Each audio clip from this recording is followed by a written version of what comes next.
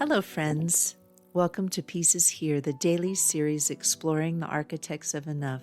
Today we continue our theme, Stewards of the Earth, by diving into the life and wisdom of Wendell Berry, a writer and farmer who reminds us that fidelity to a particular piece of land is a radical act of peace. Architect of Enough. Wendell Berry has lived his writing, farming, caring for land, and speaking with loyalty to a particular place. Born in 1934 in Henry County, Kentucky, Berry is a writer, farmer, and cultural critic whose life and work center on rural communities, land, and sustainable agriculture. After completing his studies in English, he taught and pursued writing, but in 1965 he made a pivotal choice. He moved back to his home ground in Kentucky to a farm he named Lane's Landing. From that farm, he began to write essays, poetry, fiction, and criticism about the obligations we owe the land in our community.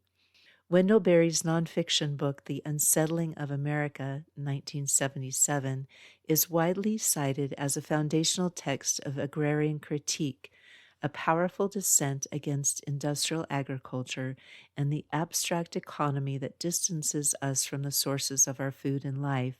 Though not ascetic in the religious sense, Berry intentionally roots his entire life in locality.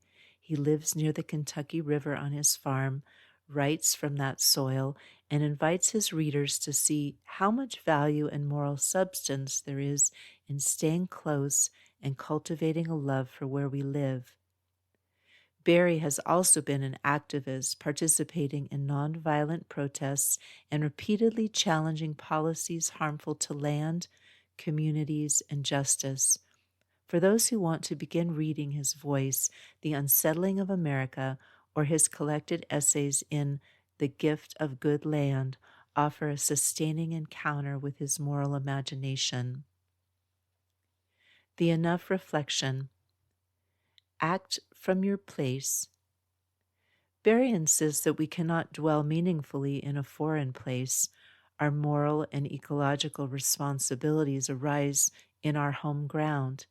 He challenges us not to chase global scale first, but to be faithful to the land and community where we are.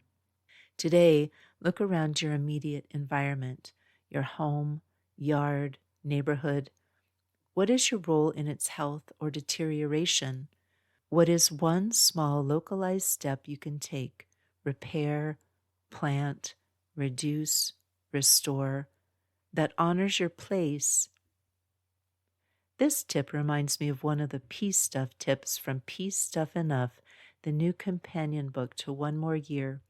You can find it and follow the Kickstarter at avaskolfsbeck.com/Kickstarter.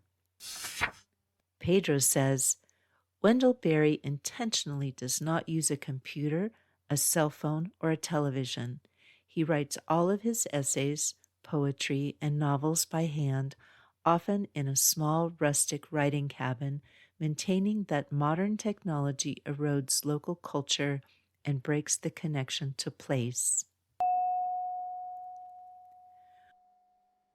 What place do I belong to? Not in terms of ownership, but in terms of responsibility. If I lived longer in one location, what habits might I adopt to care more deeply? Over years, not just months. Words to keep. Berry often writes from a posture of gratitude and humility toward the land. Here is one line widely attributed to him. The soil is the great connector of lives, the source and destination of all. This line embodies the core of his work, that everything we need, life, community, and purpose, is rooted in the health of the earth beneath our feet. If this daily message has brought you peace, please take a moment to subscribe and share this episode with someone who needs it. That was the life and wisdom of our architect of enough for this episode. If their story has inspired you to seek your own path to less consumption and more contentment, then please step off the treadmill with me. Let's learn from the architects of enough and discover together that for our planet, for our community, and for ourselves, peace is here. To follow my work, including the new book, Peace Stuff Enough, the entire Pedro the Water Dog Saves the Planet series, and the podcast archive, visit avaskalfsbeck.com. That's also where you can find the link to my current Kickstarter.